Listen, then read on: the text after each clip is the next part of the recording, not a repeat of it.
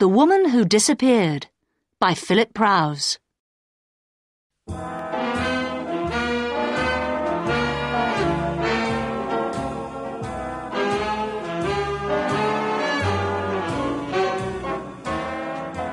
Chapter 1. A Visitor. My name's Samuel, Lenny Samuel. You can call me Len. I'm a private eye. A private eye is a private detective. A detective who will work for anyone who will pay him. I'm not a policeman. I work on my own as a private eye. My office is on the west side of Los Angeles, on the 4th floor of a high building. There are only 2 rooms in my office, the outer room and the inner room. The outer room is the waiting room. There are 4 chairs in the waiting room, although there are never 4 people waiting to see me. In fact, there is usually no one at all waiting to see me. In the inner room, there's a cheap wooden desk. There's a big wooden chair for me to sit on, and on the opposite side of the desk, there's a low metal chair for my visitors. The rest of the furniture in my office consists of a large, empty metal cupboard and a low bed in one corner. When there is a lot of work, I sometimes sleep in the office. The notice outside my door says, L. Samuel, Private Detective. That's me. I'm quite tall, nearly 2 meters, and I weigh 80 kilos. A lot of men say that I'm ugly, but women seem to find me attractive. I've got brown eyes, brown hair, and very nice teeth. I had a good nose, too, until someone broke it in a fight last year. Recently, I haven't been very busy. In fact, I've had very little to do. However, I did have some work last month. It all started late one afternoon when I was sitting in my office. I had just finished cutting my nails and I was about to clean them. Suddenly, I heard someone walk into the outer room. I always leave the door of the outer room open in case anyone wants to come in and see me. When I heard the footsteps in the outer room, I wasn't very surprised. I thought that someone had made a mistake and come into the wrong office. It was probably someone looking for the doctor next door. But a moment later, there was a very quiet knock on the door of the inner room. "Come in," I shouted, and put away the scissors I had been cutting my nails with. The door opened, and in walked one of the most beautiful women I had ever seen. She was about 18 years old, with blue eyes and long blonde hair. She was wearing a smart green coat and had a big brown handbag over her shoulder. "Excuse me," said the girl. "I'm looking for Mr. Samuel." "I'm Samuel," I said with a quick smile. "Come in and sit down." The girl didn't smile back at me. "No, I won't sit down," she said. "Well, if you won't sit down, at least come in and close the door," I replied. The girl came in, walked over, and put her handbag on my desk. "Now," I said, "what can I do for you?" "I need help," said the girl slowly, "but I don't know if you will be able to help me. Are you a real private detective?" "Of course I am," I replied angrily. "Didn't you see the notice on the office door? It says L. Samuel, Private Detective. I'm Samuel. I'm a private eye." "All right, Mr. Samuel," the girl said coldly. "There's no need to get angry. I have a little job for you." "Right," I said quickly. "What do you want me to do?" "It's very simple, really," the girl replied. "I want you to find my sister. She has disappeared."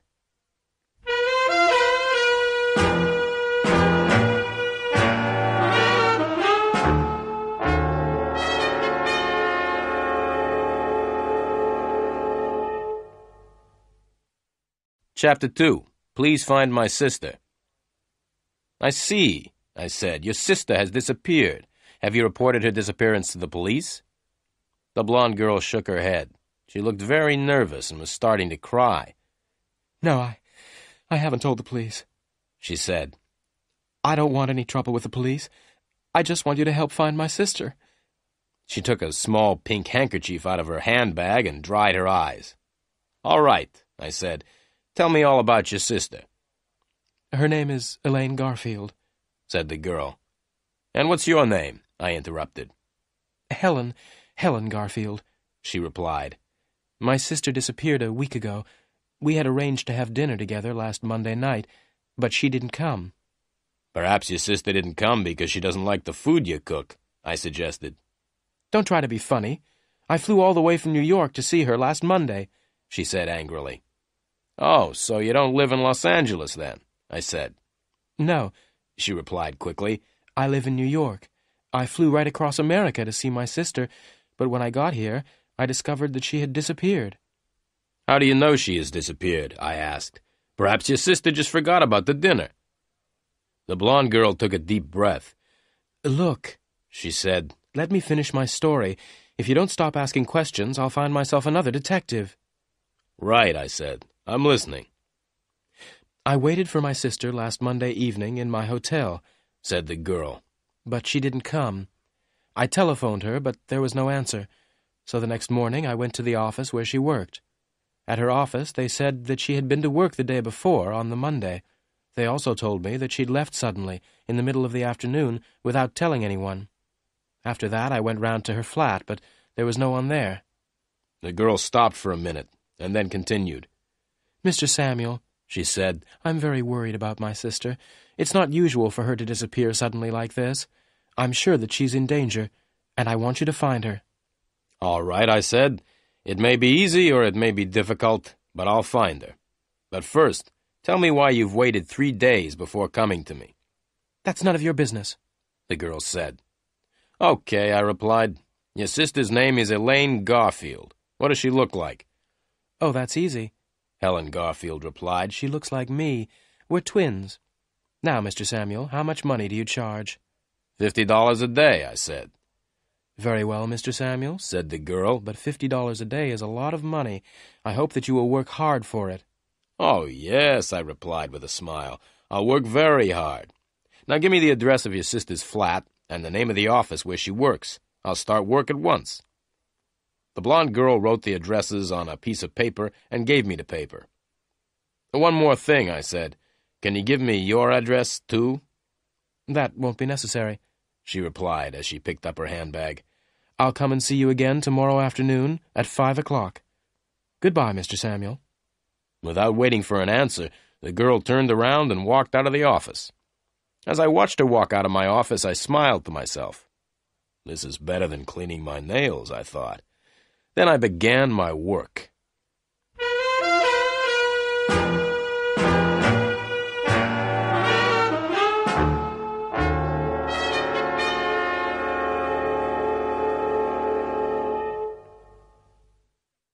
Chapter 3. The Manson Building.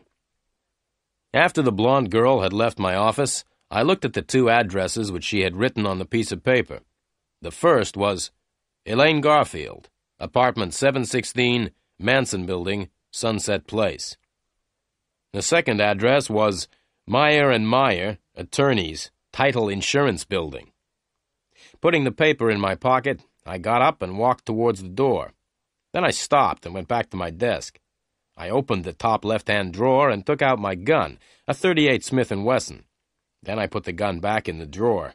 I decided that it was safer to leave it behind. It's easy to get shot if you're carrying a gun. I ran down the stairs, all 4 floors, and out into the street. My old gray Chrysler was outside, so I jumped in and drove off fast, towards Sunset Place. The Manson Building was a tall, ugly block of apartments. I parked the Chrysler outside and walked towards the big glass front doors. "Hey, mister," a voice said. I continued walking. "Hey, mister," said the voice again. "You can't leave your car there." I stopped and turned around. A man in a gray uniform was standing by the Chrysler. "Hey, mister," the man repeated. "You can't park your car here." "Why not?" I asked. "Because only people who live in the Manson Building can park here," he replied. "So," I said, "how do you know that I don't live in the Manson Building?" "Because I'm the porter," the man replied. "I work in the entrance of the building and let people in and out of the door. I know everybody here." "Right," I said. "Then please let me in." The porter and I walked up to the big glass front doors, and he let me in. "Who do you want to see?" the porter asked. "Miss Elaine Garfield," I said. "She lives in apartment 716. "I'm sorry," the porter replied. "Miss Garfield is out." "When did she go out?" I asked, trying not to look interested.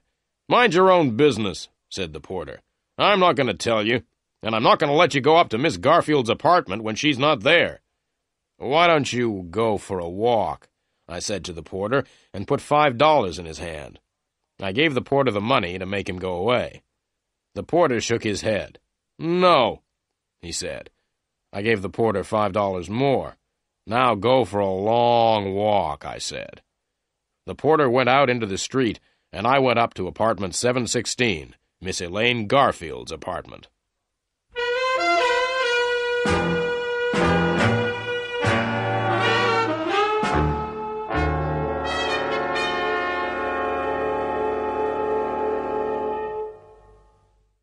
Chapter 4.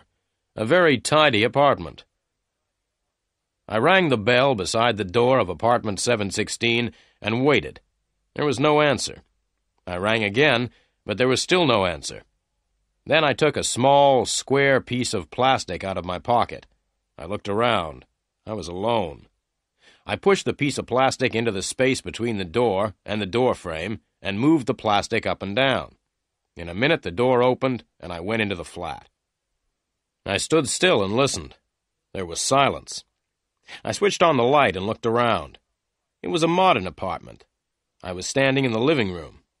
Through an open door on my left, I could see the bedroom, which was very neat and tidy. I looked in the wardrobe. It was almost empty. That's funny, I thought. People who disappear don't usually take most of their clothes with them. They only take their clothes if they've been planning their disappearance for a long time. I walked back into the living room and searched it carefully, but I found nothing to explain Elaine Garfield's disappearance. Then I went into the kitchen. The kitchen was also very clean and tidy. There were no dirty plates or cups. There was no old milk in the refrigerator. Everything was in its place. Well, I thought, there's only the bathroom left to search now. The bathroom, too, was empty and clean. I walked quickly around the flat, making sure that I hadn't forgotten anything. I wiped everything I had touched with my handkerchief because I didn't want to leave any fingerprints. Then I switched off the lights and opened the door to leave. But I didn't leave. There were two men standing outside the door. One of them was short and had red hair and a nasty smile. The other was quite tall and was wearing a hat pulled down over his face. The one with the hat was holding a gun, and the gun was pointing at me. I tried to close the door, but the red-haired man put his foot out to stop the door closing. I let go of the door. The door opened, and both the men came in. The one with the hat was in front, and he was still carrying the gun. "Hold your hands up in the air," said the man with the gun. Then he turned to the red-haired man. "See if he's got a gun on him, Joe." Joe, the red-haired man, came over towards me. I waited. When Joe was between me and the man with the gun, I jumped. I jumped forward and caught Joe around the neck. I held him in front of me. The man with the gun couldn't shoot because he would hit his friend. "Right," I said to the man with the gun. "Get out of the way. I'm leaving now, and I'm taking your friend with me." Holding Joe in front of me, I walked slowly towards the man with the gun. Then something went wrong with my plan. The man with the gun started to laugh. He put the gun back in his pocket and stood laughing. "Why are you laughing?" I asked. "I'm laughing because you're so stupid," the man with the gun said, and walked up to me. "Stop," I said, "or else I'll—" "What will you do?" asked the man with the gun. "You can't do anything. I'm the one with the gun." As he said this, the man leant forward.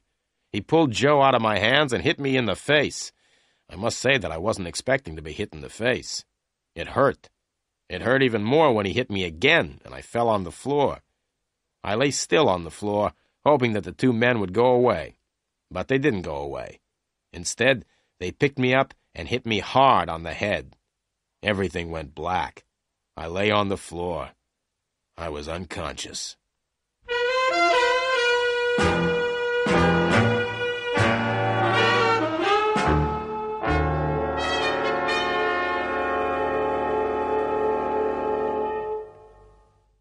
Chapter 5. Meyer and Meyer. I woke up with a terrible pain in my head. I was lying on the floor outside the front door of Miss Elaine Garfield's apartment. I looked around. The man with the gun and his red-haired friend had left. I was alone, and I had a terrible headache. I got up slowly and felt my head gently to see if there was any blood. There wasn't any blood, but my head was still very painful. I decided to go back to the office and go to bed. There was no sign of the porter at the entrance to the Manson building. I walked out of the door and across to the old gray Chrysler. I drove slowly back to the office. The telephone was ringing when I arrived at the office. I went in quickly and answered it. Samuel speaking. "Listen, Samuel," replied a voice. "Forget about Elaine Garfield. We hurt you a little in her apartment. If you don't forget all about Elaine Garfield, we'll hurt you a lot more." Who are you? I asked. But there was no answer. The man had put down the telephone. I decided to do what the man had told me.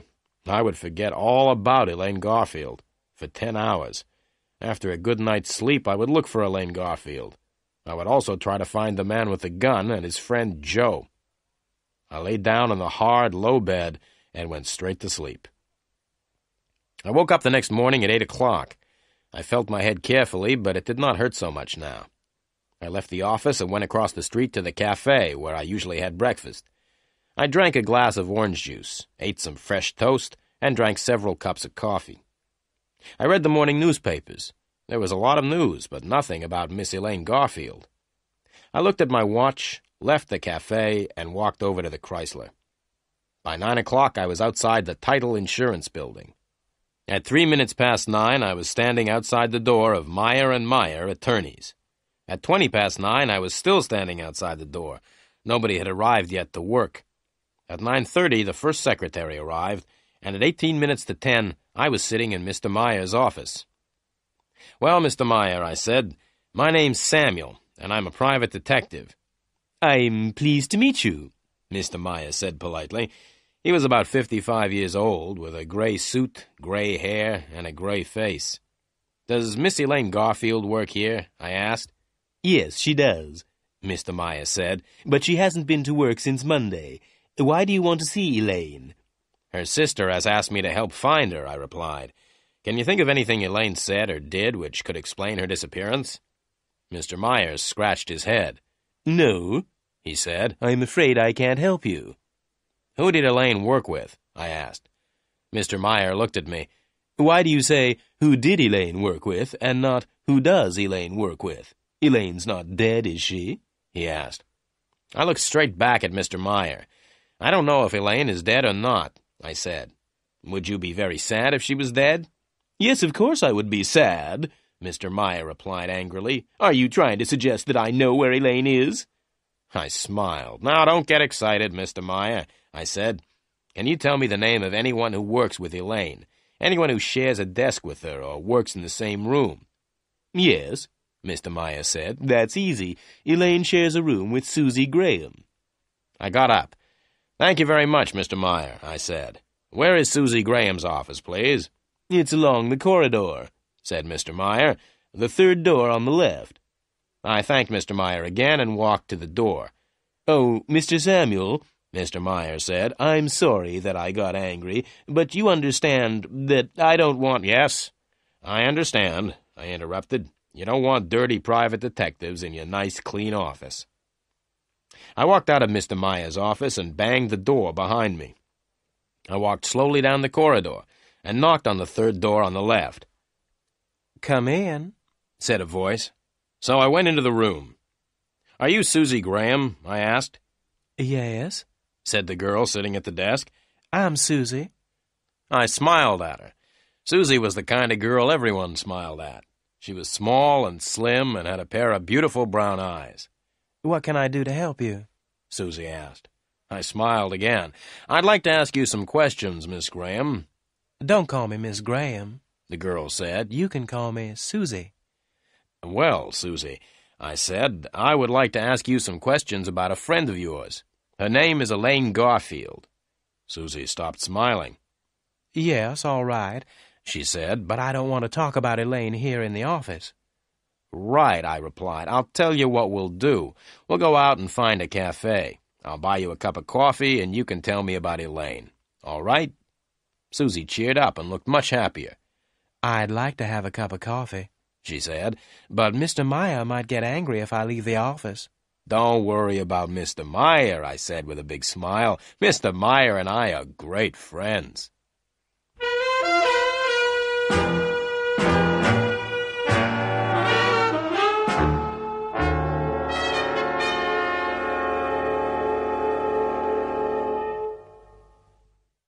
Chapter 6. Susie.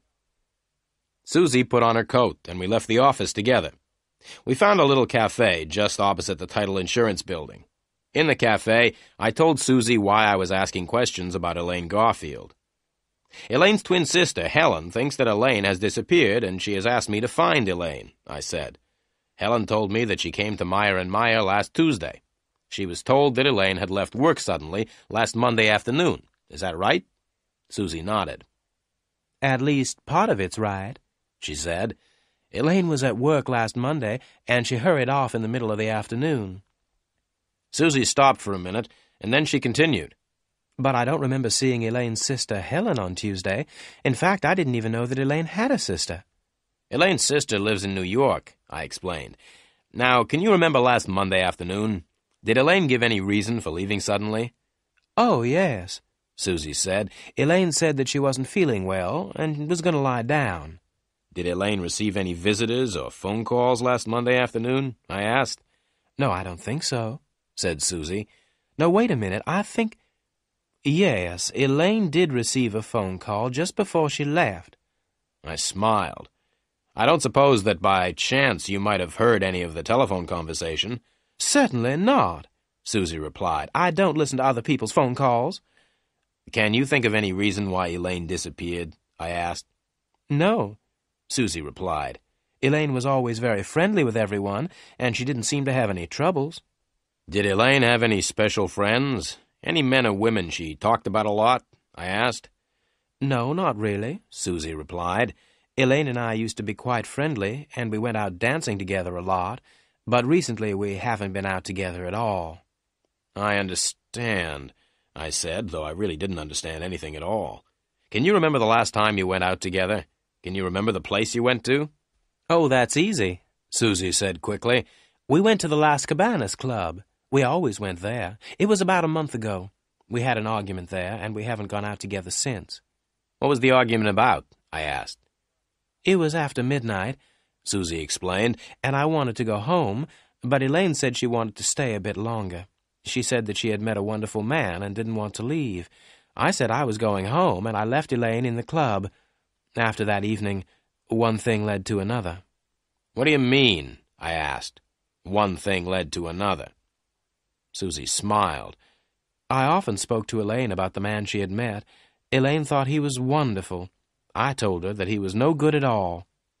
"What did Elaine say when you told her that?" I asked with interest.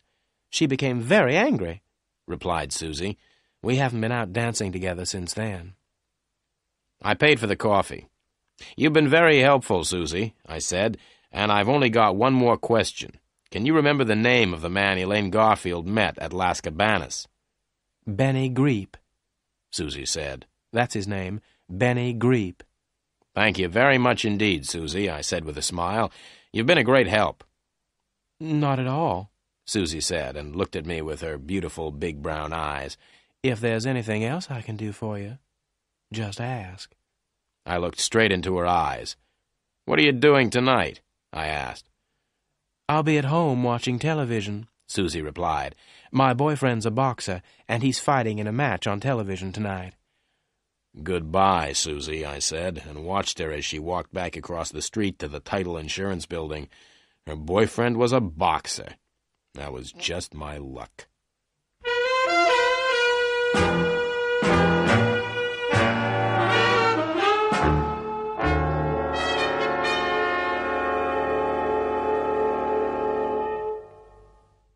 Chapter 7.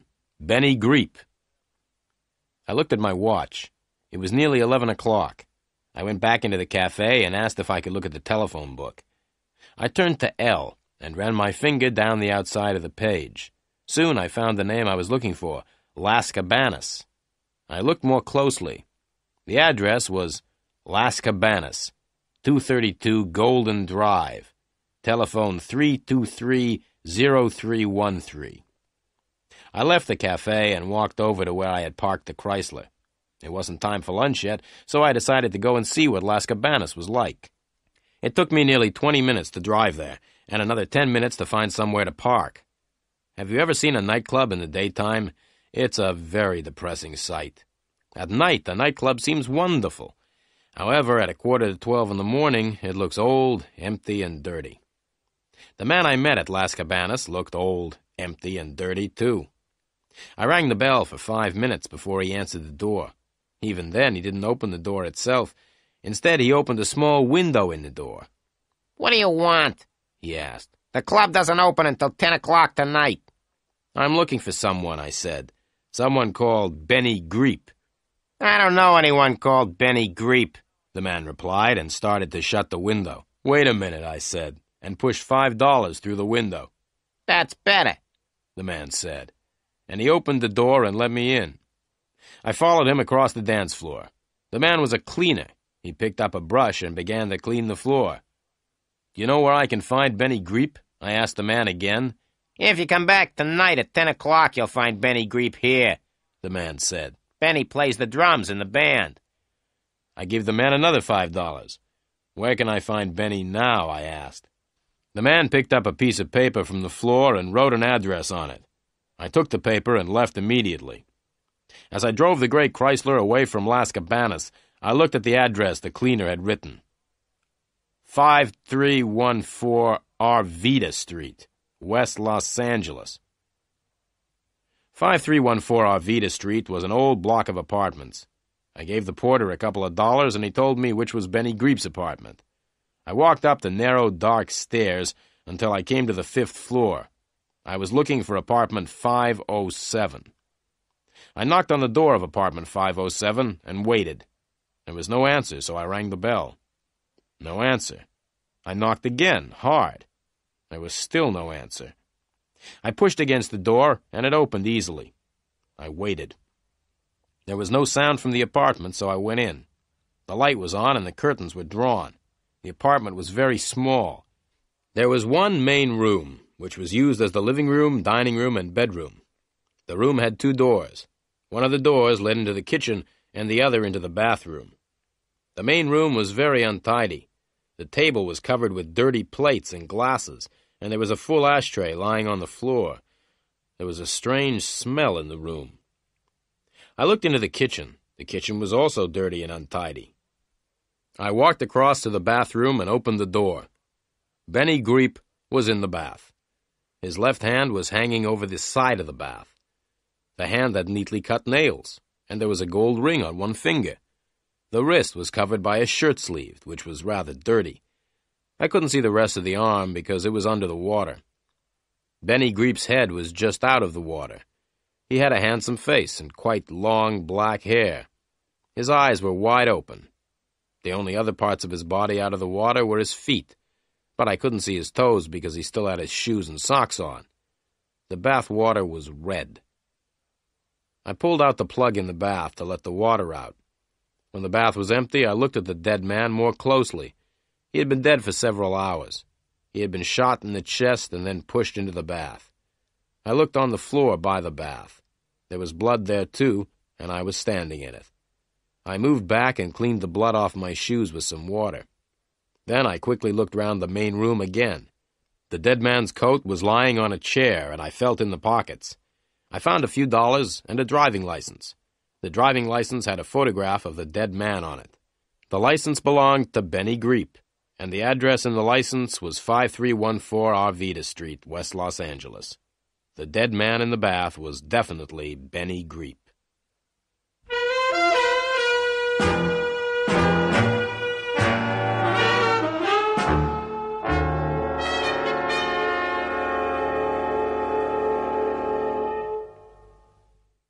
Chapter 8. Arrested for Murder. I moved around the room and carefully cleaned everything I had touched. I didn't want to leave any fingerprints. There was nothing in the room to connect Benny Greep with Elaine Garfield. I picked up the telephone and asked for the police. "I'm speaking from apartment 507, 5314 Arvida Street," I said. "There's a dead man in the bath." "Right," said the policeman at the other end of the telephone. "What's your name?" I told him. "Don't touch anything," the policeman said, "and stay where you are. A police car will be there in a few minutes." I put down the phone and sat down to wait. 3 minutes later, I heard the police car coming. The car stopped outside the building, and I could hear heavy feet running up the stairs. 2 policemen walked into the apartment. They were both wearing ordinary clothes and looked hot and tired. One was about 25 years old, the other about 40. The older policeman came up to me and showed me his police papers. "Where's the body?" he asked. I pointed to the bathroom. Both policemen went into the bathroom to have a look. The younger one came back first, shaking his head. "All right," said the younger policeman. "Why did you do it?" "Do what?" I asked in surprise. "Why did you kill your friend in the bath?" said the young policeman. "He wasn't my friend," I replied.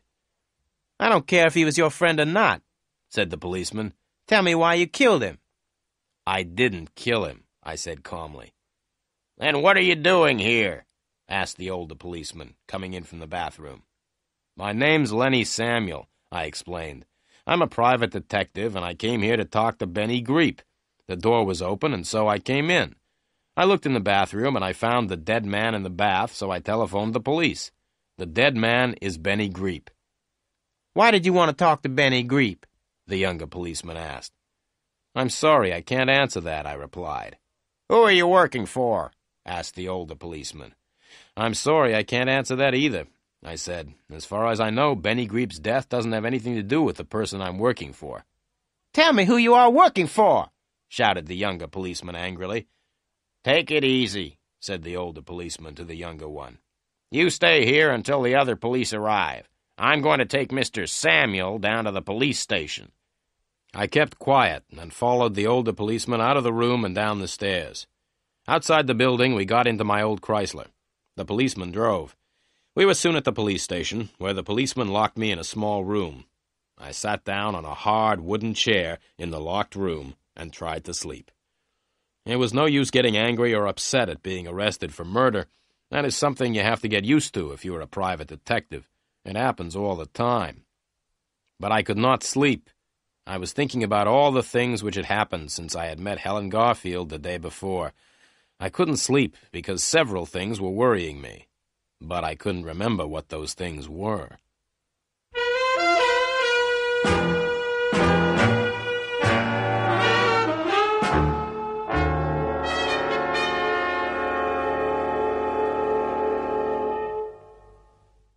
Chapter 9. Sergeant Murphy. While I was in the police station, I remembered one of the things which was worrying me. How had Joe and his tall friend known that I was in Elaine Garfield's apartment? The porter at the Manson building must have told the 2 men. I decided that I would go and talk to the porter when I left the police station. I sat back in the chair and looked at my watch. The time was nearly 4 o'clock. Then I remembered that Helen Garfield was coming to my office at 5 o'clock. I would not be there to meet her. But there was something else that was worrying me. It wasn't anything important. It was quite a small thing, but I couldn't remember what it was. Suddenly the door opened and a policeman came in. "Stand up," shouted the policeman. "Follow me." I stood up and followed the policeman out of the room and along a corridor. The policeman stopped, knocked on a door, and opened it. "Are you ready to see the private detective?" asked the policeman as he put his head around the door. Without waiting for an answer, the policeman opened the door wide and pushed me into the room. The policeman came into the room and closed the door behind him. In the room, there was a man sitting behind a desk. He was completely bald. He had no hair at all. He was about 55 years old, and his name was Sergeant Murphy. Sergeant Murphy had spent all his life in the police, and he didn't like private detectives. Sergeant Murphy sat looking at me. He looked at me for about 5 minutes without saying anything. I was standing in front of his desk, looking straight back at him. The silence didn't worry me. In fact, I quite liked it. The silence was much nicer than questions about what I'd been doing in Benny Greep's apartment. "What were you doing in Benny Greep's apartment?" asked Sergeant Murphy suddenly. "I wanted to talk to him," I replied. "Why did you kill Benny Greep?" shouted Sergeant Murphy suddenly. "I didn't kill him," I replied, and I told Sergeant Murphy the same story that I had told the policeman in Benny Greep's apartment. "I don't believe a word of what you've told me," said the sergeant. Who are you working for?" "I'm sorry," I replied. "I can't tell you who I'm working for. As far as I know, Benny Greep's death has nothing to do with me or with the person I'm working for." I stopped and looked at the sergeant. I knew that what I had just said wasn't true. In fact, I thought Benny Greep's death was connected with Elaine Garfield's disappearance, but I couldn't tell the police. Helen Garfield had said that she didn't want the police to know about her sister's disappearance. Sergeant Murphy looked me straight in the eyes. "I hate all private detectives," he said slowly. "And you are the private detective that I hate the most. I don't think you're telling me the truth. I think you're hiding things from me. I think you know more about Benny Greep's death than you say you do. And you are going to tell me all you know. Now!" "I've already told you all I know," I replied quietly. Sergeant Murphy's face went red. The red color went up until it covered all of his bald head. "Don't try to play games with me!" he shouted. "Now get out!" "Can I go home now?" I asked. "No," said Sergeant Murphy. The sergeant told the policeman at the door to take me back to the small room and lock me up again. I went with the policeman and didn't argue. I don't like arguing with policemen. When I was alone in the room again, I sat down. I tried to remember the other thing that had been worrying me earlier. Someone had said something important, but I could not remember what it was.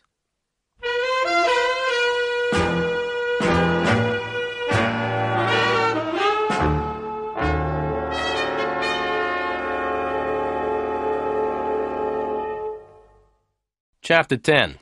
The Yellow Car. I looked at my watch. It was 5:30. I was still at the police station. I'd seen Sergeant Murphy once more during the afternoon. It hadn't been a pleasant meeting. I hadn't told the sergeant who I was working for, and I hadn't told him why I'd wanted to talk to Benny Greep. 5:30. I wondered if Helen Garfield was waiting for me at my office. Suddenly, the door of the room opened, and Sergeant Murphy came in. "Get out," he said. "I've decided to let you go. Now go before I change my mind." I went before Sergeant Murphy changed his mind. As I got my car out of the police garage, I wondered why Sergeant Murphy had let me go. As I drove away from the police station, I noticed a small yellow car behind me. A minute later, I looked in the mirror again. The small yellow car was still behind me. I drove a little faster, and then suddenly turned right up a narrow street. At the end of the narrow street, I turned left, and then left again. Soon I was back on the main road. I looked in the mirror. The yellow car was still right behind me. So that was why Sergeant Murphy had let me go. The sergeant had ordered some policemen to follow me. They were going to watch what I did and who I met. I drove straight back to the office. As I parked the car outside, I noticed the yellow car had stopped across the road. I ran up the stairs and into my office. The door to the outer room was open, as usual, but the room was empty. Helen Garfield wasn't there. But there was a letter on the table, on top of the magazines. I picked the letter up and read it. "Dear Mr. Samuel, I came here at 5 o'clock and waited, but you didn't come. I must see you urgently. Meet me at Las Cabanas at 11:30 tonight. Helen Garfield." I put the letter in my pocket and looked at my watch. It was just after 6 o'clock. I had 5.5 hours before the meeting with Helen Garfield. There was plenty of time to go to the Manson building and talk to the porter. I got into the Chrysler and drove off towards the Manson building. The small yellow car was still following me. As I drove, I thought about Helen Garfield's letter. Why does she want to meet me at Las Cabanas, I asked myself. In fact, how does she know about Las Cabanas at all? She says that she lives in New York. I would have to ask Miss Helen Garfield a few questions the next time I saw her. But the most important thing now was to get away from the yellow car, which was still following me. I was going to the building where Elaine Garfield lived, and I didn't want the police to know. There were 2 men in the yellow car. I turned right, and the yellow car followed. I stopped, and the yellow car stopped. I turned the Chrysler around, and the yellow car turned around. I tried to drive faster than the yellow car, but the Chrysler was too old and too slow. I slowed down and waited until I was near the next traffic lights. Then, just as the lights were changing from green to red, I drove across them. The yellow car was too late. The lights were now red. But that didn't stop the car. It drove straight past the red light. Then, as I looked angrily in my mirror, something happened which made me laugh. A policeman on a motorbike drove after the yellow car. The policeman made the driver stop because he had driven past the red light. I drove away as fast as possible. In my mirror, I could see the driver inside the car arguing with the policeman on the motorbike. It was the funniest sight I had seen for a long time. I drove on towards the Manson building, happy to have escaped. I may even have sung a little because I was feeling so good.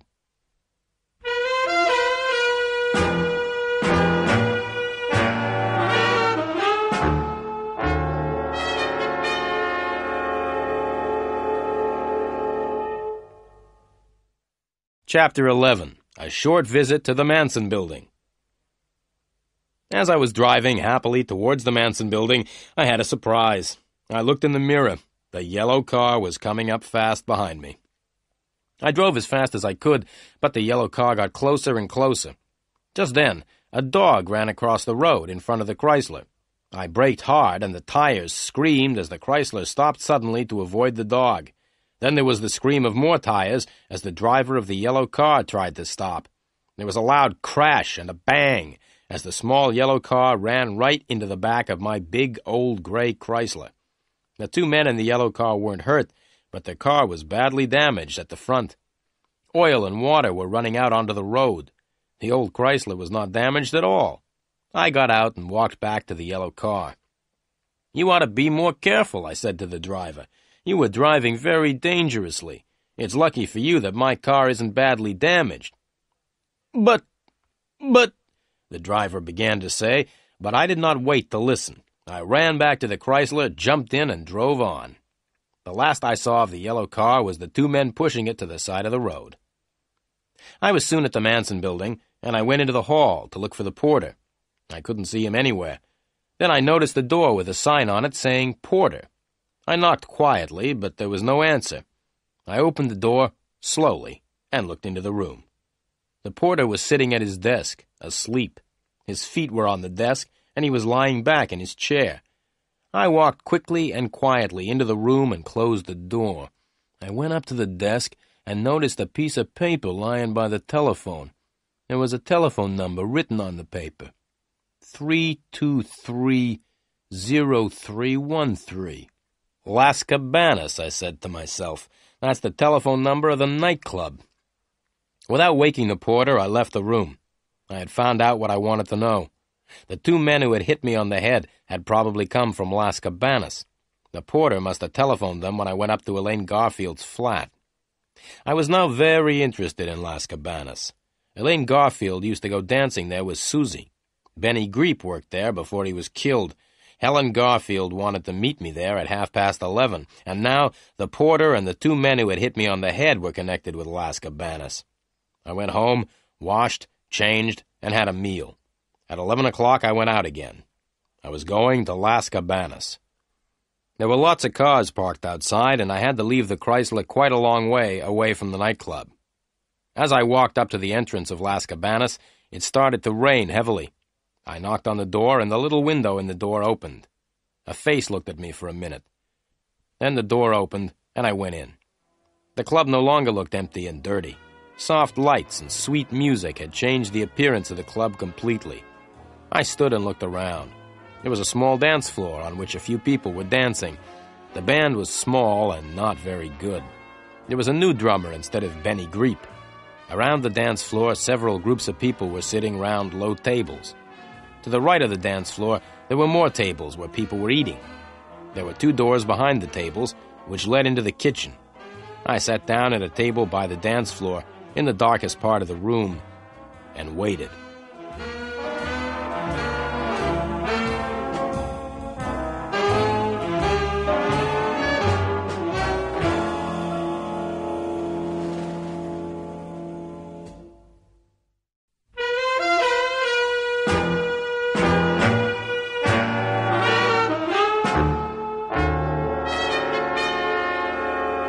Chapter 12. Las Cabanas. Exactly at 11:30, Helen Garfield came into the nightclub. She was looking as beautiful as ever, but seemed to be a little worried. Her blue eyes looked around the room until she saw me. Then, with a little smile, she walked up and sat down at the table. She sat next to me, with her back to the dance floor. She was carrying a bag which she put on the floor beside her. The smile disappeared from her face. "Where were you this afternoon, Mr. Samuel?" she said sharply. "I'm paying you $50 a day. In return for that money, I want you to do what I tell you. Now, why weren't you at your office this afternoon at 5 o'clock? I took a deep breath. "Well, Miss Garfield," I said, "it's a long story. Let's have a drink and I'll tell you all about it." A waiter came over and I ordered some drinks. When the waiter had gone, the beautiful blonde girl said, "Come on, Mr. Samuel, tell me." "Okay," I said, "but stop calling me Mr. Samuel. Call me Len. All my friends call me Len." "I'm not a friend of yours, Mr. Samuel," the blonde girl said in a voice like ice. "I'm paying you a lot of money to work for me." $50 a day doesn't allow you to be rude to me," I replied quietly. "In the last 24 hours, I've been hit on the head and suspected of murder." "What do you mean?" the girl said and leant towards me. "Murder?" Just then, the waiter brought the drinks, and we sat in silence until he had gone. Then I told Helen Garfield about my visit to her sister's apartment in the Manson building. I told her about the two men who had caught me there. Helen Garfield listened in silence. "Do you like the band, Miss Garfield?" I asked. "I didn't come here to talk about the band," the blonde girl said angrily. "The band has got a new drummer tonight," I said, "because I found the old drummer dead in his bath this morning." The blonde girl turned around quickly to look at the band. She said something to herself, which I didn't hear. She lifted her right hand and started stroking her hair. She looked sad and very worried. What was the dead man's name?" Helen Garfield asked. "Greep," I said. "Benny Greep. I don't suppose that you know Benny Greep, do you?" Helen Garfield shook her head. "No," she said. I told her what had happened at the police station. Then I told her about the policeman who had followed me in a yellow car. "Do you think they're still following you?" the blonde girl asked quickly and looked around the club. I told her how I had got away from the yellow car. "Now, Miss Garfield," I continued, "it's time for me to ask you a few questions. There are some things about your sister's disappearance which worry me. I want to ask you about them." "All right," she said, "but I don't think I can help you. I don't know much about Elaine's life here. I don't know very much about Los Angeles, either." I sat back in my chair and looked at her. This beautiful blonde girl was paying me $50 a day to find her sister. I liked what I saw. Then, very quietly, I began to ask Helen Garfield some questions. "You don't know Los Angeles very well," I began. "That's right," the girl replied. "But you were able to find out where Elaine worked," I continued, "and you went to Meyer & Meyer last Tuesday to ask if they knew anything about Elaine." "Yes," the girl said, looking at me closely. "Who did you speak to at Meyer & Meyer?" I asked. "Susie?" "No," the girl said. "I spoke to Mr. Meyer." "I want to ask you something else," I said. "When I went to Elaine's flat, I noticed something unusual. There were very few clothes in the wardrobe. It seems your sister planned her disappearance quite carefully. She had taken her clothes with her." "I see," the girl said and looked around the nightclub. I waited until she looked back at me. "Do you like it here?" I asked. "Yes," she said. "I like it too," I said, "but there's something else which is worrying me. Do you mind if I ask you one more question?" "Not at all," the girl said. "Well," I began, "I've been wondering why you asked me to meet you here, at Las Cabanas." Helen Garfield pushed back her chair and stood up. "Would you please excuse me for a minute?" she said. She picked her bag up from the floor and walked over towards the ladies' toilet, which was near the entrance. "Would you like another drink?" I shouted after her. "Yes, please," she shouted back over her shoulder. I ordered 2 more drinks and sat back in my chair. I looked around the nightclub. It was almost midnight.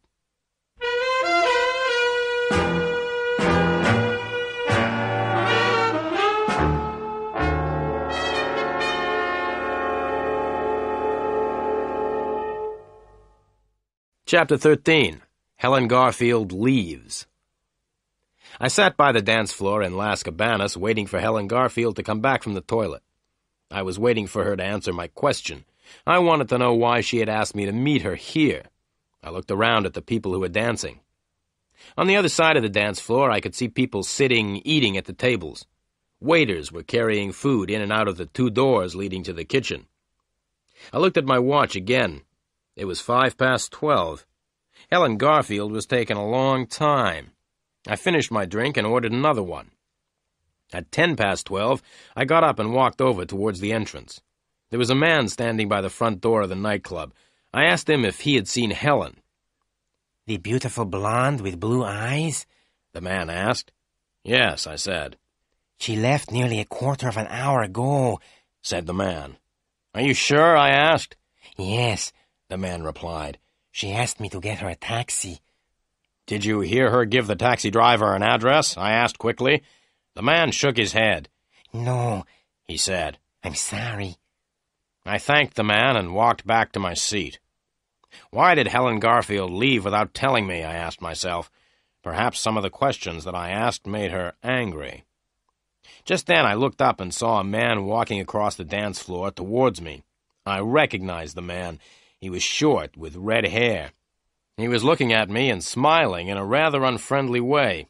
It was Joe, one of the men who had found me in Elaine Garfield's apartment. I decided to leave. I stood up and started to walk towards the door. I didn't want to meet Joe again. As I walked towards the door, I thought that I heard someone shouting. "Excuse me, sir," said a voice. I didn't stop or look around. Then I heard the voice again. "Excuse me, sir, you haven't paid your bill." I had forgotten to pay for the drinks. The waiter came running up to me, and I quickly took out $10 and gave them to the waiter. "You can keep the change," I said as I gave him the money. Without waiting for a reply, I turned and hurried towards the door. Then I heard the waiter's voice again. "Excuse me, sir. Excuse me, sir," he said. I stopped and turned around. The waiter came up to me. "Excuse me, sir, $10 is not enough," he said. "The price of your drinks is $12. "Las Cabanas is very expensive," I said, as I gave the waiter another $5. "Now you can keep the change." Then I stopped thinking about money. Joe was walking quickly towards me. I turned around and ran towards the door as fast as I could. I got to the door and was just about to leave Las Cabanas. I was happy because I had escaped. Then I got a surprise. There, standing by the door of the nightclub, was Joe's tall friend. It was the same man who had hit me on the head in Miss Garfield's apartment. The tall man had seen me coming and had moved in front of the door. Now I couldn't get out.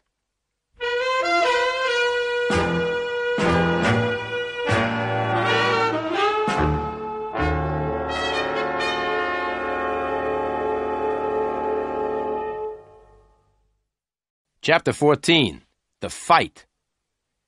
I stopped and looked behind me. Joe was closer now, and the smile on his face looked very unfriendly. I was caught. I could not go out of the door, and Joe was right behind me. I turned around quickly and ran towards Joe. Before he knew what I was doing, I put my arms around him and started dancing. He was very surprised and tried to pull away from me, but he couldn't fight properly. He was afraid that the other people would notice. I looked over my shoulder and saw the tall man standing helplessly on the side of the dance floor. I pushed Joe into the middle of the dance floor, where there were lots of other people dancing. Then I felt something sharp touching my back. It was a knife. "Stop trying to be funny, Samuel," said Joe angrily. "Stop dancing and go over to the door, or else I'll push this knife into you." We were right in the middle of the dance floor, and a long way from the tall man. Joe was holding a knife against my back. Some of the other people around us had stopped dancing. They were staring in surprise at the sight of 2 men dancing together. I lifted my foot and kicked Joe's leg as hard as I could. He gave a cry of pain and fell to the floor. I looked around to see where I could run to. Joe's tall friend was coming through the dancers towards me. I turned around and ran off the dance floor. I looked back over my shoulder and saw that both Joe and his friend were following me. I ran between the tables where people were eating. The floor was slippery, and I fell over. As I fell, I knocked over a table, and the plates of food and glasses fell on top of me. I got up quickly and ran out through one of the doors into the kitchen. Then I stopped and counted to 5. As Joe and his tall friend were coming towards the door, I pushed the door closed as hard as I could. There was a loud bang as the men ran into the door. I smiled and turned round, but I did not smile for very long. 3 cooks were coming towards me with big kitchen knives in their hands. I looked at the cooks and at the knives they were holding. I thought about running towards them and trying to fight them. I decided that it would be a stupid idea to try and fight 3 big men with knives.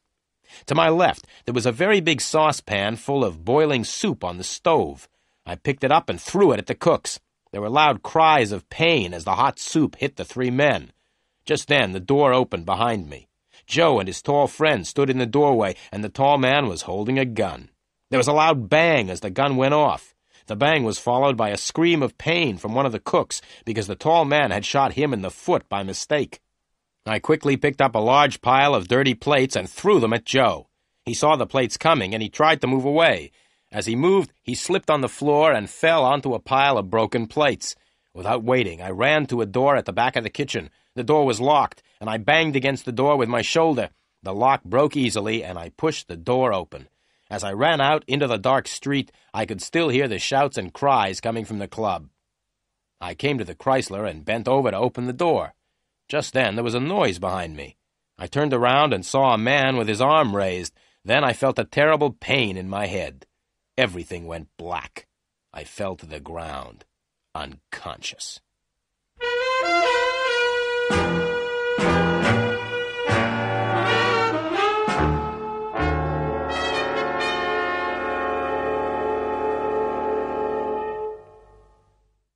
Chapter 15. The Police Station. "Feeling better now?" asked a voice. I opened my eyes and looked around me. I didn't know where I was. I was lying on something hard, and there was a bright light on my eyes. "Where am I?" I asked.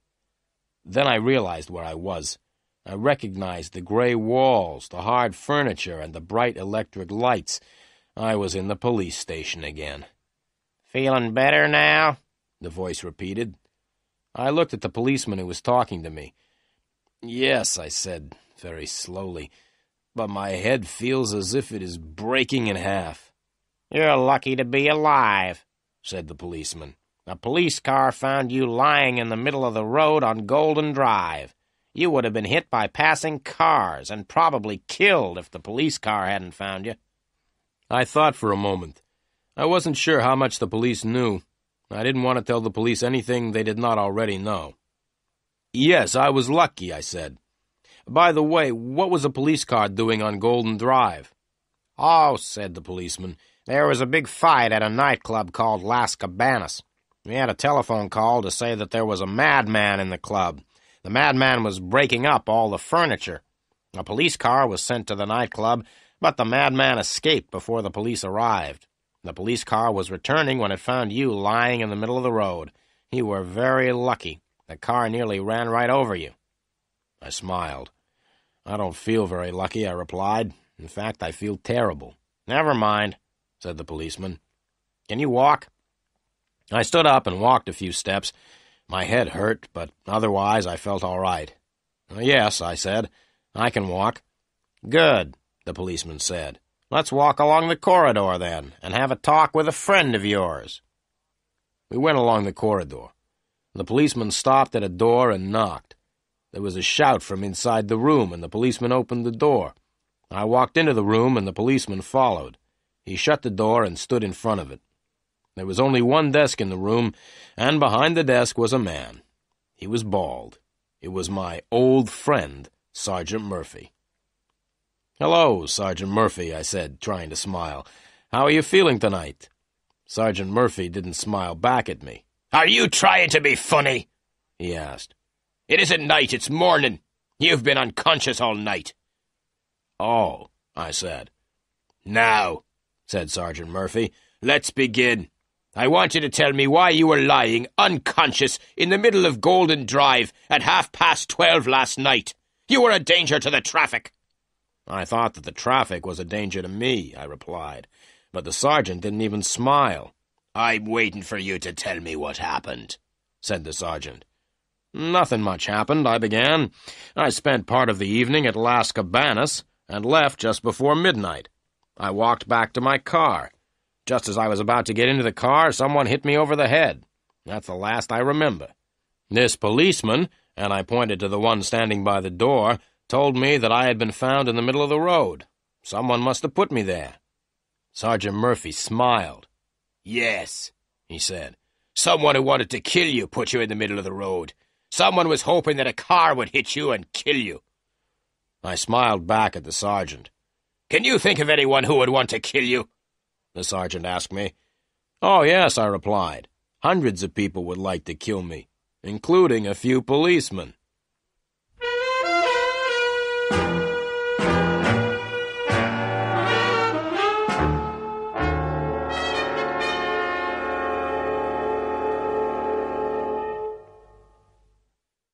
Chapter 16. Tell me the truth. Did you leave Las Cabanas before midnight? Asked Sergeant Murphy.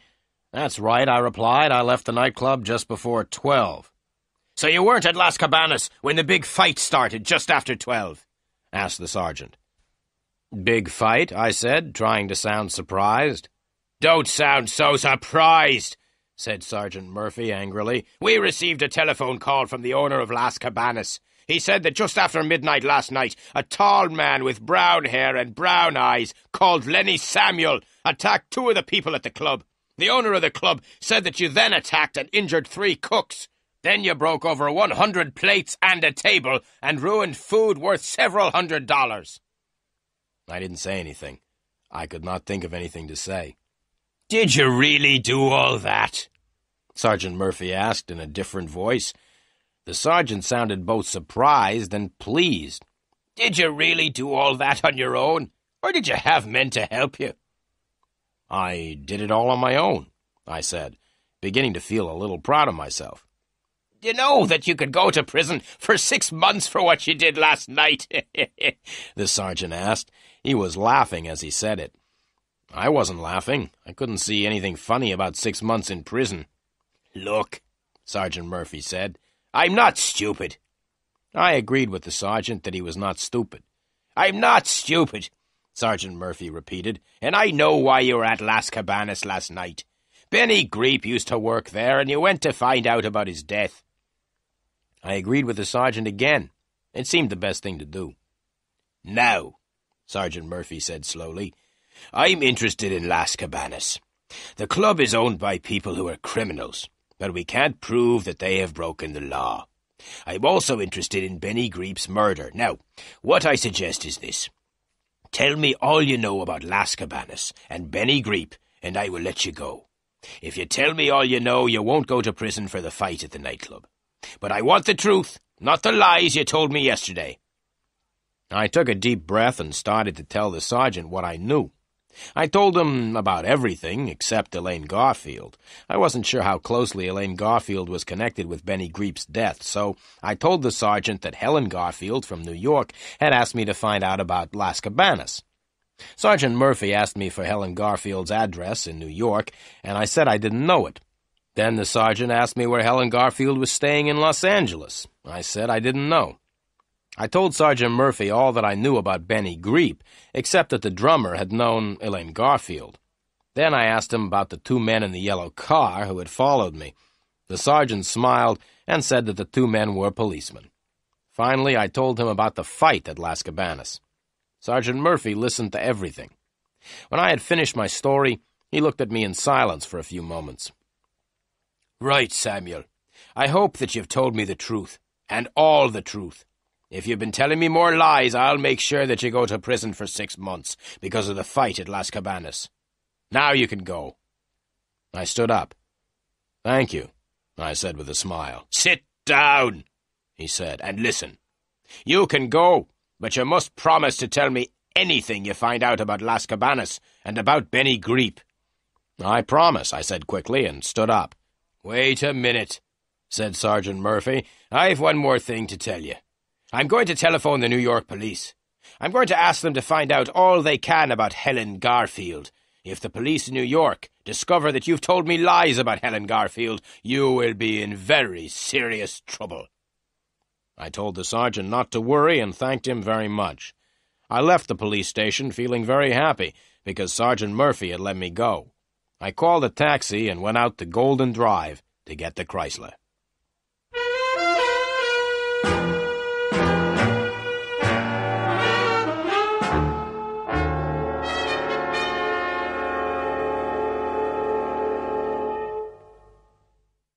Chapter 17. Telephone Calls. I drove the Chrysler back to the office and walked up the stairs. The office looked just the same. There were no letters for me. I went down to the cafe and had a late breakfast. As I drank my coffee, I thought about some of the things Helen Garfield had told me at Las Cabanas before the fight. I decided to check one of the things immediately and walked over to the telephone. I opened the telephone book and looked under M until I found the telephone number of Meyer and Meyer. I picked up the telephone and dialed the number. Meyer and Meyer, good morning, said a voice which I recognized. Can I help you? Hello, Susie, I said. This is Len Samuel. Do you remember me? Of course I remember you, said Susie. Did your boyfriend win his boxing match on television, I asked. No, Susie replied, and anyway, he's not my boyfriend anymore.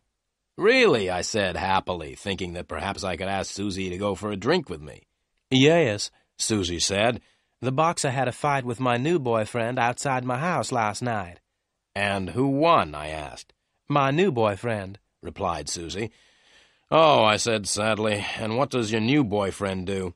My new boyfriend's a weightlifter, Susie replied. He lifts big weights in competitions. I was about to say goodbye. Then I remembered that I had not telephoned to speak to Susie. I wanted to speak to her boss, Mr. Meyer.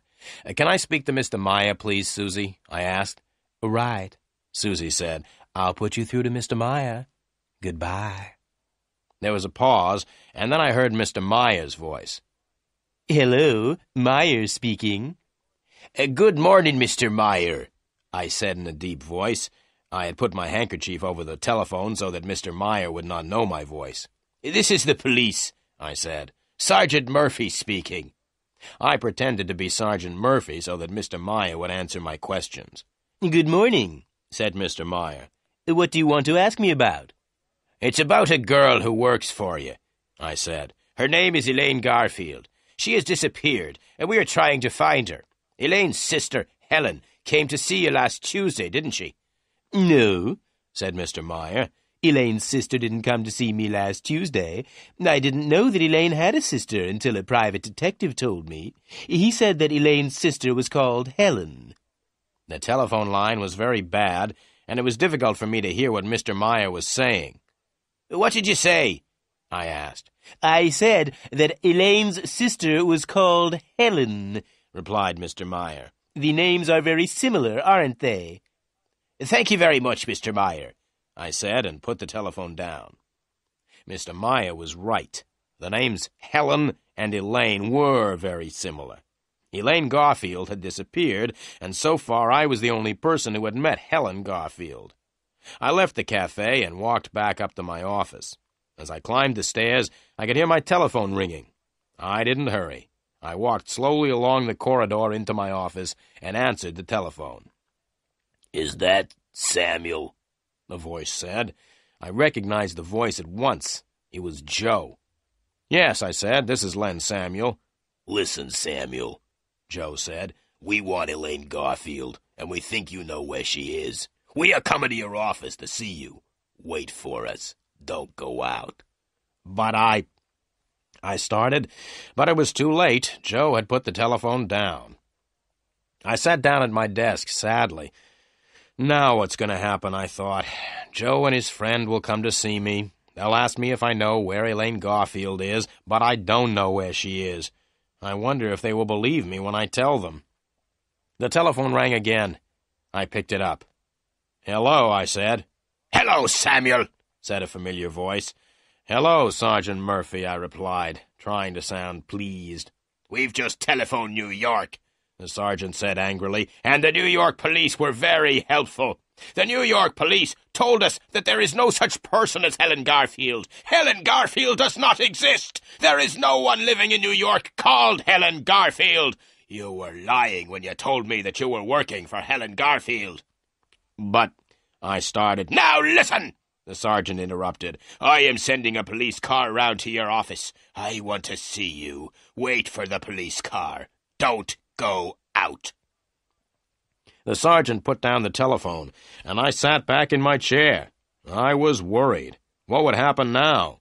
Joe was coming to see me, and so was a policeman. I tried to think of what I would say to them both. I hoped that the policeman and Joe would not arrive at the same time.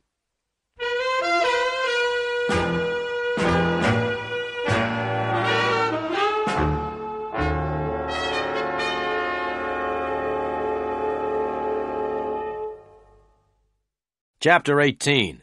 I find Elaine Garfield. The telephone rang again. I was afraid to answer it. The telephone continued ringing. Finally, I did answer it. "Hello," I said. "Is that Mr. Samuel?" asked a voice. It was Helen Garfield. "Yes, Miss Garfield," I replied. "This is Len Samuel speaking." "I must see you," said Helen Garfield. "Well, I would like to talk to you too, Miss Garfield," I said slowly. "I think there are a lot of things you and I must talk about." "Right," the girl said. "Meet me at the Seventh Man Cafe in 5 minutes. Do you know where the cafe is? It's about half a mile from your office." "I know the Seventh Man," I replied, "but I can't meet you in 5 minutes because I'm expecting visitors." "You must come at once, Mr. Samuel," she said. "But," I began. It was too late. Helen Garfield had put her telephone down. I got up from the chair and walked to the door. I decided to go and meet Helen Garfield. Both Joe and Sergeant Murphy had told me not to go out, but I decided I would rather talk to Helen Garfield than to the policeman or to Joe. If Joe and the policeman came when I was out, they could talk to each other. I left the building and drove the Chrysler down the road. I was very lucky because I was able to park right outside the Seventh Man. I walked into the cafe. Helen Garfield was sitting at a table in the corner. I walked over and sat down beside her. I asked the waiter for a cup of coffee. I drank the coffee without saying anything. Then I put the cup down and looked at the beautiful blonde girl sitting beside me. "Miss Garfield," I said, "you are a very beautiful girl, but I think you are a liar. I think that everything you've said to me has been lies. I don't think you've ever told me the truth." The blonde girl's face slowly became red. She looked straight at me. "Mr. Samuel," she said, "I'm paying you a lot of money to work for me. I asked you to find my sister. I didn't ask you to call me a liar." "Well, Miss Garfield, I think I have found Elaine Garfield. Would you like me to tell you where she is?" "Yes," the blonde girl said. "Where is Elaine?" "She's here in this cafe," I said. "Elaine Garfield is sitting next to me. You are Elaine Garfield. Helen Garfield doesn't exist. You pretended to be Helen Garfield, but there really never was any such person.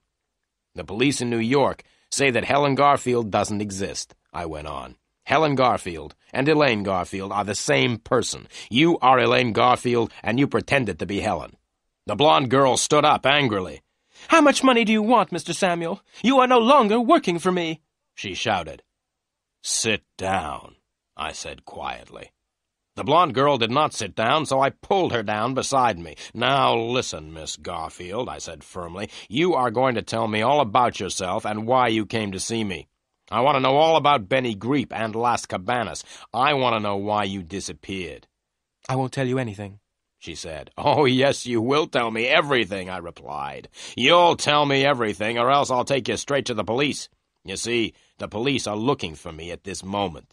The police think that I may have killed Benny Greep," I continued. "The police know that I had a fight at Las Cabanas last night. A red-haired man and his tall friend are also chasing me. They are the 2 men who started the fight at Las Cabanas. They will try to kill me if I don't tell them where you are. So you see, Miss Garfield, I think you had better tell me everything. I'm the only person who can help you." The blonde girl sat in silence for a minute. Then she began to cry. "All right," she said. "I'll tell you everything. I am Elaine Garfield."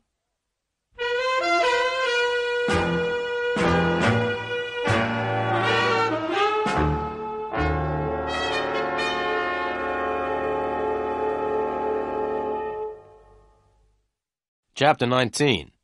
Everything is explained. I looked at the blonde girl. "So, you agree that you're really Elaine Garfield and not Helen," I said quietly. "Now tell me about Benny Greep."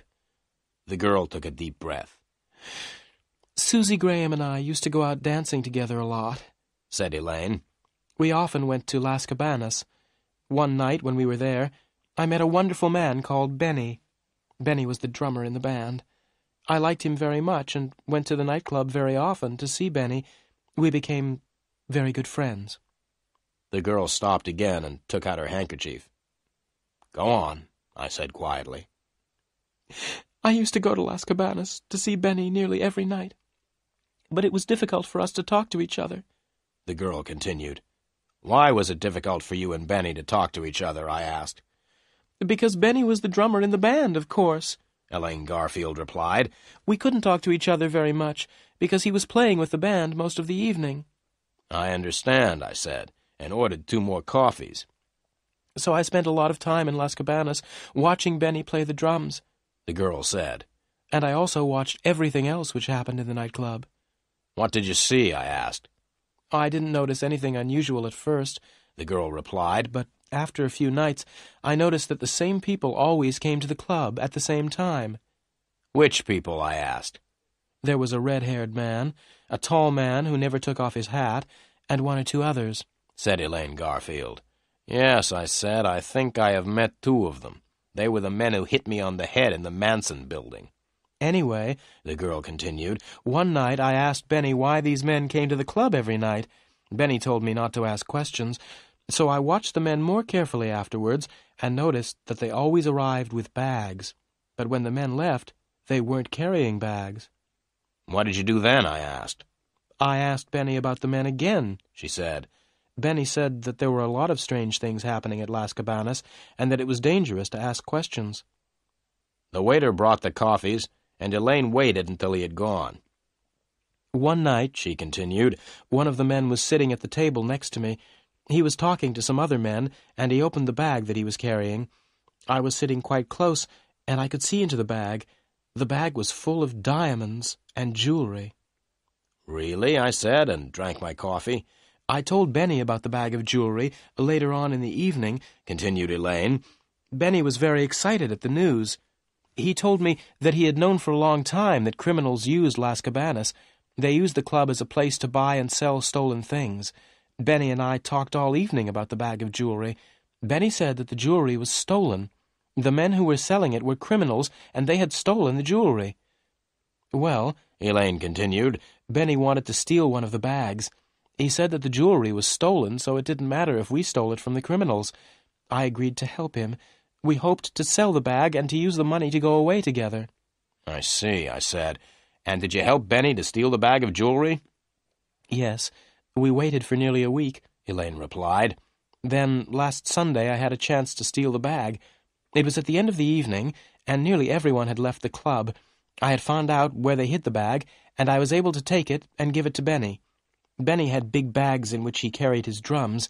It was easy for him to hide the bag of jewelry in the drum bag. We left the club together with the bag of jewelry. We decided to hide the jewelry in my apartment and then sell it later. The next day was Monday," Elaine continued, "and I went to work. In the afternoon, I had a telephone call from Benny. Benny said that the red-haired man knew that the bag of jewelry had been stolen. He was very angry. Benny told me to stop work and go home. He told me to stay at home to make sure that no one came to take the jewels. Benny was going to continue working at Las Cabanas. Then no one would think that he had stolen the jewels." "And did you stay at home?" I asked. "Yes. I stayed at home for 3 days," Elaine replied. "But I was afraid that the red-haired man would find out where I was living. Then he would come to get the bag of jewelry." "So what did you do?" I asked. "That was easy," she said with a smile. "I moved into a hotel in the center of the town and then came to see you." "But why did you come to see me?" I asked. "To make sure that I was safe," said Elaine. "I pretended to be my sister and said that I had disappeared. I asked you to find me. Then I knew that I was safe." "Why?" I asked. "Because you were looking for me," Elaine continued. "If the men from Las Cabanas found me or took me away, you would find out and chase them." "Thank you very much for thinking that I am such a good detective," I said. "But why didn't you tell me the truth?" That's easy, said Elaine. I didn't want to tell you about the jewels.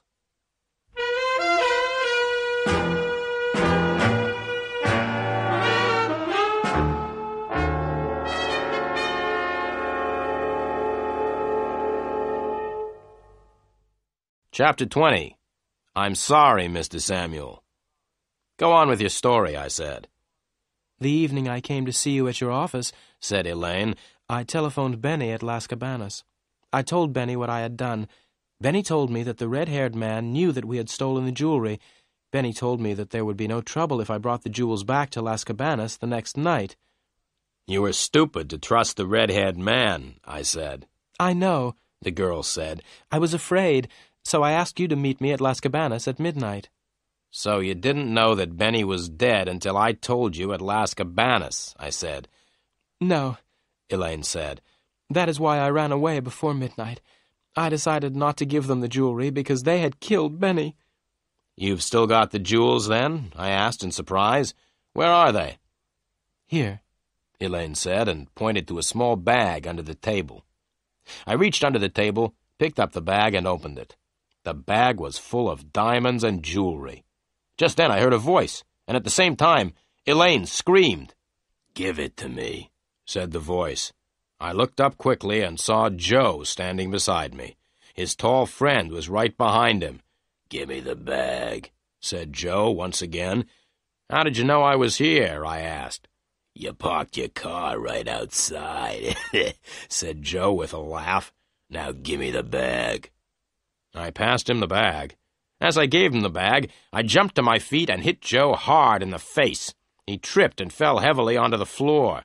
I moved towards the tall man, who was still standing a few feet away. I was about to run at him, but then I stopped. The tall man had taken a gun from his pocket, and the gun was pointing straight at me. "Right," said the tall man. "Don't move or else I'll shoot you." Joe got up from the floor. He still had the bag of jewelry in his hand. Together, Joe and his friend with the gun walked towards the door. They walked backwards to make sure that Elaine and I did not try to get the bag back. As the two men reached the door, I started to laugh. "What are you laughing at?" shouted the man with the gun. "Look behind you," I said. Both men turned around and looked. In the doorway of the cafe stood Sergeant Murphy with two other policemen. Sergeant Murphy jumped on the tall man with the gun, and Joe ran back into the cafe. I stepped forward to stop Joe, and he ran straight into me. We both fell on the floor, and the two policemen ran up. One of the policemen held Joe. The other policeman held me. "They are the criminals," I shouted, pointing at Joe and his friend, "not me." "You are all coming down to the police station," Sergeant Murphy said, and looked over to Elaine Garfield.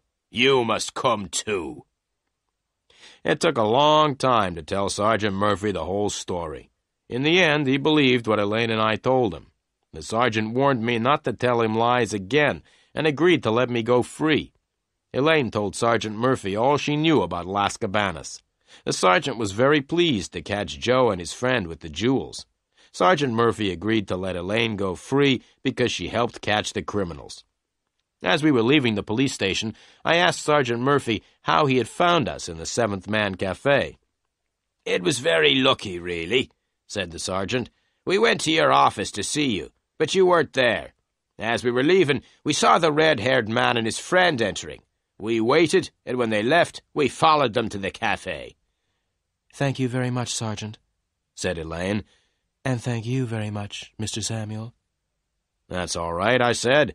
"You are paying me $50 a day." "I'm sorry, Mr. Samuel," Elaine said. "I'm afraid I can't pay you. Now that I've given the jewels to the police, I don't have any money." I smiled and got into the old gray Chrysler and drove back to the office. I didn't say goodbye. When I got back to the office, I sat down in my chair. It's not much fun being a private eye. You get hit on the head, nearly killed and chased by the police. And you don't always get paid.